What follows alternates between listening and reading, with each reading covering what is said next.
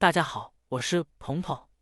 很多人喜欢直接用水来泡枸杞喝，虽然说这样也能起到一定的效果，但是这种泡法是不能将枸杞当中的营养成分给彻底泡出来。其实我们只需要用陈醋将枸杞泡一泡，不要小看这种方法，这可是老一辈们留下来的土方法，包含了他们的智慧和结晶。做法简单又实用。如果没用过这个方法，那么不要用太多的枸杞，大约20克左右，再加入一勺面粉。因为枸杞表面凹凸不平，特别的脏，所以用面粉来清洗，加入一点点水。用这种方法才能把枸杞表面藏了的灰尘给吸附出来。因为面粉它的吸附作用非常的强，可以看见只是抓洗了一小会儿，碗底已经变得特别的脏了。因此以后无论是把枸杞拿来泡水、泡酒或者是泡茶等，都不要再直接用水洗，因为那样是洗不干净的。枸杞它也是药食同源的食材，营养价值特别的高。一句话就能概括：人到中年不得已，保温杯里泡枸杞。不知道你到了喝枸杞的年纪了吗？大约把枸杞抓拌成这样，然后加入大量的水开始淘洗。这一遍只需要将枸杞上面的灰尘以及面粉给洗出来就可以了。现在来看一看水到底有多浑浊。洗好之后，用漏勺将枸杞过滤出来，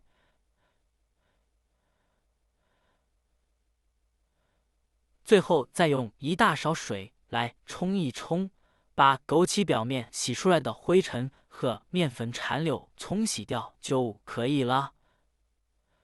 最后就得到了一把非常干净的枸杞。先把多余的水分给它抖一抖，接下来准备一张纸巾，把洗干净的枸杞倒在纸巾上面，尽量用手把叠加在一起的枸杞给它拔拉开，这样有利于我们处理干枸杞表面的水分残留。大约拔拉成这样就可以了。最后再用另一张纸巾盖起来，用手轻轻的拍打按压，这样通过底下和上面这一张纸巾的上下夹击，就能把枸杞表面的水分给吸附的干干净净。这是因为纸巾它的吸水性是特别的强。当然，如果时间够充裕，也可以给它晾晒干表面的水分。现在已经差不多了，将纸巾揭开，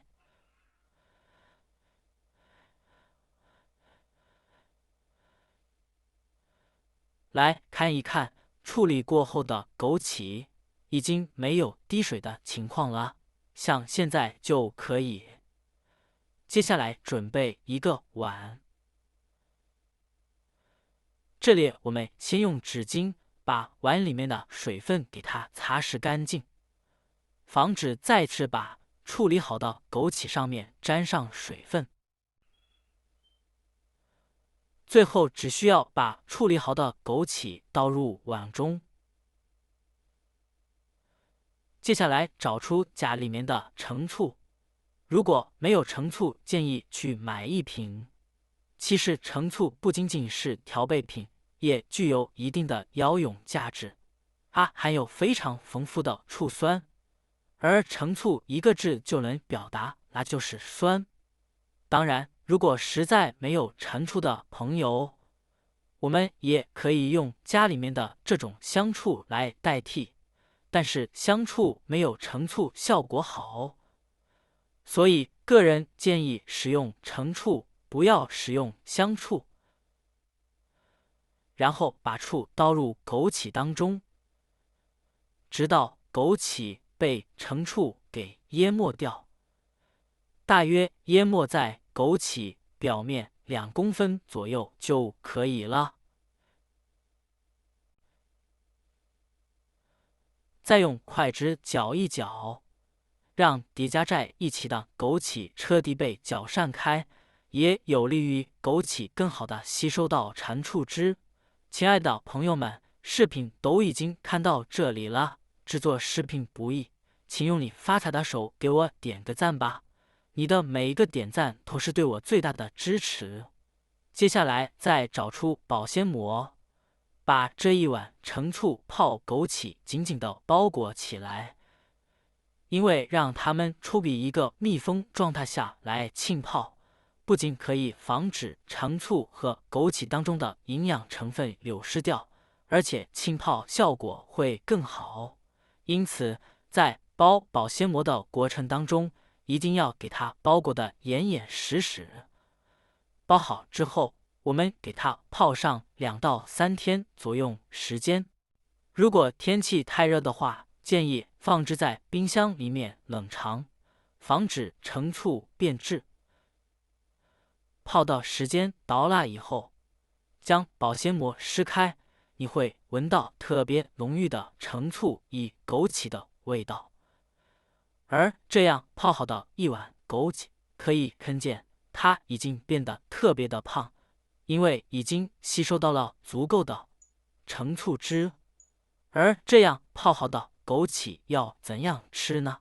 其实非常的简单，同样只需要盛出1勺，然后放入杯子当中，最好再加点里面的橙醋，再用开水来冲泡，水温不要太高，在50到60度左右就可以了。